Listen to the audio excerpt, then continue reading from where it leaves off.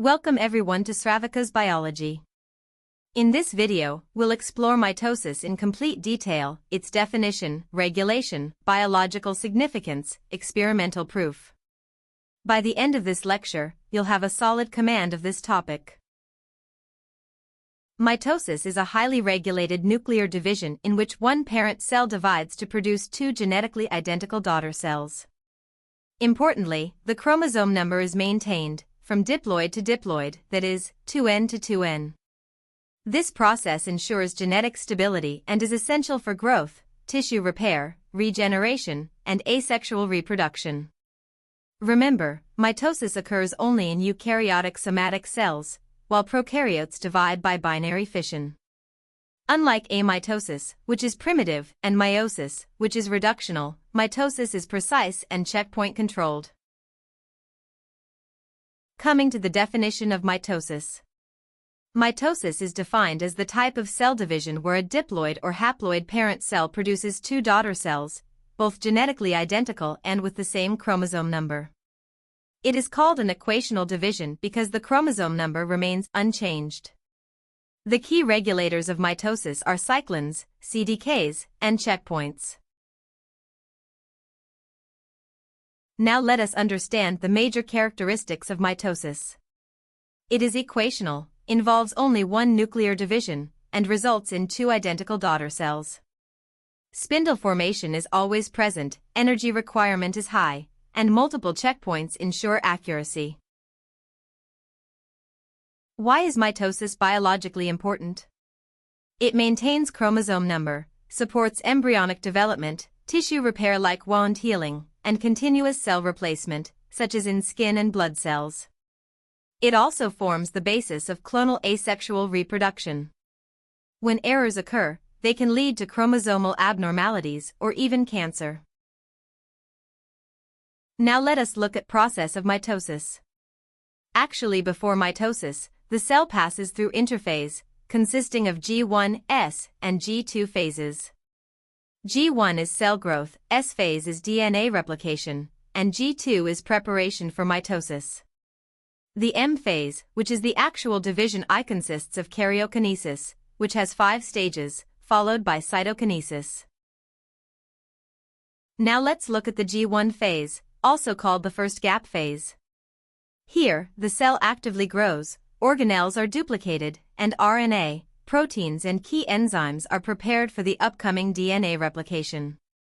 It is the longest phase in most cells. At the G1 checkpoint, the cell carefully checks 4 things: nutrients, growth signals, DNA integrity, and cell size. The key players here are cyclin D with CDK4 and CDK6. They phosphorylate the RB protein, which then releases E2F, a transcription factor that turns on genes for S phase entry. If DNA is damaged, P53 activates P21, which blocks CDK activity and halts the cycle. If all conditions are satisfied, the cell crosses the restriction point and commits irreversibly to DNA replication. In the S phase, DNA replication occurs, producing sister chromatids. Histones are synthesized to package this new DNA. Centrosomes also duplicate in preparation for spindle formation. Cyclin E with CDK2 initiates replication, while licensing factors like CDC6 and MCM ensure origins fire only once. ATR kinase monitors stalled replication forks to prevent errors. This ensures each chromosome is copied exactly once. Next comes the G2 phase. In the G2 phase, the cell prepares for mitosis. It synthesizes tubulin, microtubules, and spindle components. The G2 checkpoint ensures DNA is fully replicated and damage-free. Control. Cyclin B with CDK1, also known as MPF, drives entry into mitosis. Wee1 kinase inhibits CDK1, while CDC25 phosphatase activates it by removing the inhibitory phosphate. If DNA damage persists, ATM and ATR kinases activate CHK1 and CHK2, blocking mitosis until repair is complete. M phase overview. The M phase includes karyokinesis, or nuclear division, followed by cytokinesis. Karyokinesis proceeds through 5 stages: prophase, prometaphase, metaphase, anaphase, and telophase. Now let us deal karyokinesis in detail. Prophase is the first phase. Chromatin condenses into visible chromosomes. Centrosomes migrate to opposite poles, and spindle fibers begin to form. The nucleolus disappears. Here, CDK1 activity rises sharply, phosphorylating lamins in preparation for nuclear envelope breakdown. Next comes the prometaphase. The nuclear envelope breaks down. Spindle microtubules attach to kinetochores on chromosomes. These attachments are initially unstable, but they become stable through bioorientation. The third phase is metaphase. In metaphase, chromosomes align at the metaphase plate. The spindle assembly checkpoint now ensures all kinetochores are properly attached and under tension. Proteins like MAD2 and BUBR1 hold back APC/C until everything is correct. Once satisfied, APC/C with CDC20 is activated, degrading securin and releasing separase. Separase cleaves cohesin, allowing sister chromatids to separate. Then comes the anaphase. In anaphase A, chromosomes are pulled to opposite poles by microtubule depolymerization at kinetochores. In anaphase B, the spindle poles themselves move apart, driven by interpolar microtubules. This step is irreversible once initiated. The last phase is karyokinesis is telophase. Chromosomes decondense back into chromatin. The nuclear envelope reforms as lamins are dephosphorylated. The nucleolus reappears, restoring normal nuclear structure. Cytokinesis. In animal cells, a contractile ring of actin and myosin II forms a cleavage furrow, pinching the cell into 2 daughters. In plant cells, vesicles guided by the phragmoplast form the cell plate, which develops into the new cell wall. Checkpoint summary. The G1 checkpoint monitors nutrients, DNA damage, and growth signals. The G2/M checkpoint checks replication completion and DNA integrity. The spindle assembly checkpoint ensures proper kinetochore attachment before anaphase. Molecular signatures. These are the molecular players you must remember, the cyclins, CDKs, and regulatory proteins that drive each step of mitosis. Key molecular signatures to remember. Cyclin D/CDK4/6 regulates G1 progression. Cyclin E/CDK2 controls S phase entry. Cyclin A/CDK2 regulates DNA replication. Cyclin B/CDK1 drives mitotic entry. APC/C/CDC20 triggers anaphase. Aurora B kinase functions as a tension sensor. Errors in mitosis. When mitosis goes wrong, the consequences are severe, from cancer to chromosomal disorders. Let's see how errors can arise. Errors in mitosis can cause chromosomal non-disjunction and cancer. Mitotic slippage allows cells to escape arrest. Drugs like Taxol stabilize microtubules, blocking anaphase, while colchicine and vinblastine depolymerize tubulin, blocking spindle formation. Microscope observations. Under the microscope, mitosis comes alive, with each stage offering a clear snapshot of this dynamic process. Under the light microscope, prophase shows condensed chromosomes, metaphase shows alignment, anaphase shows separation, and telophase shows 2 nuclei forming. Electron microscopy reveals spindle fibers and kinetochore attachments in detail. Experimental studies have provided direct proof of mitosis and helped scientists understand its mechanism. Now let's look at the onion root tip experiment, the classical demonstration of mitosis. Why onion root tip? Because the root tip has a high mitotic index, the cells divide rapidly. The chromosomes are large and easily visible under the microscope. And the cells are transparent, which allows clear observation. Method. The root tip is stained with acetocarmine or fulgin stain, which are DNA-specific stains.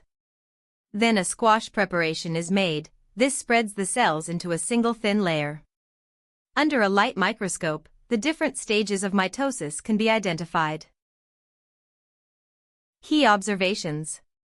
You can clearly see the sequence of stages: interphase, prophase, metaphase, anaphase, and telophase. In metaphase, the chromosomes align neatly at the equator.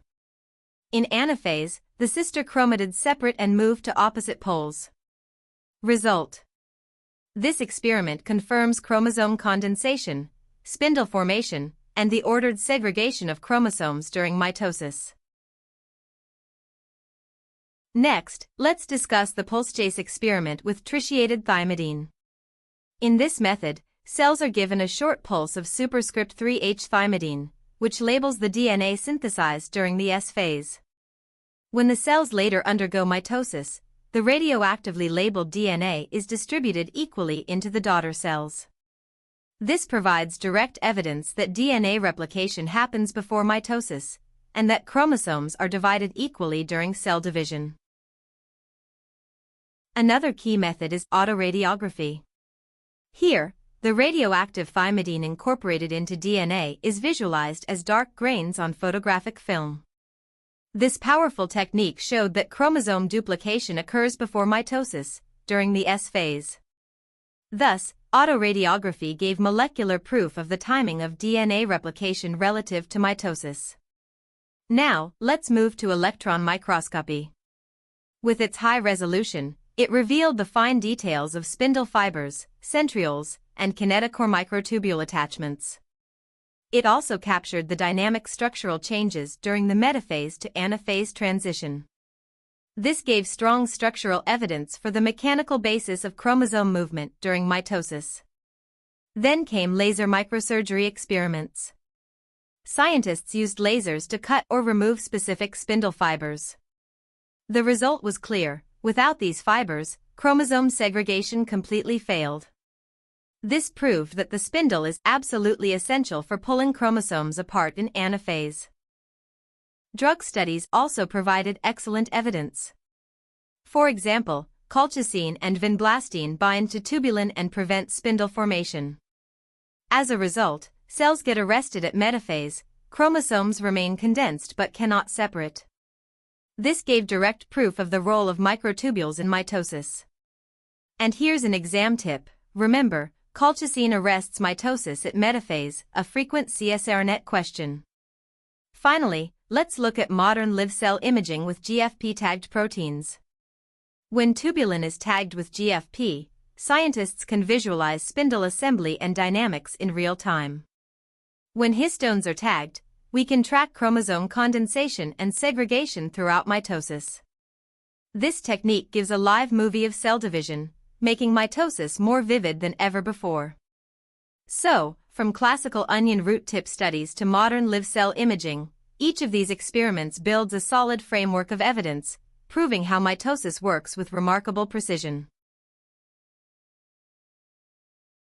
To conclude, mitosis is the guardian of genetic stability, ensuring daughter cells remain identical through equational division.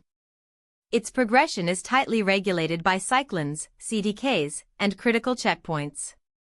When these controls fail, errors arise, leading to cancer and providing targets for powerful anti-mitotic drugs. And remember, mitosis is not just biology, it's a hot favorite in CSIR-NET, both conceptually and clinically. Exam tip. For CSIR-NET and GATE, checkpoint regulation and drug mechanisms appear very frequently. Pay special attention to the RBE2F cyclin D axis, the APC/C trigger for anaphase, and the spindle checkpoint proteins, MAD2 and BUB-R1. These are the areas examiners love to test, so master them thoroughly. Thank you so much for watching this masterclass on mitosis. If you found it helpful, don't forget to hit like, subscribe, and share it with your friends. And before you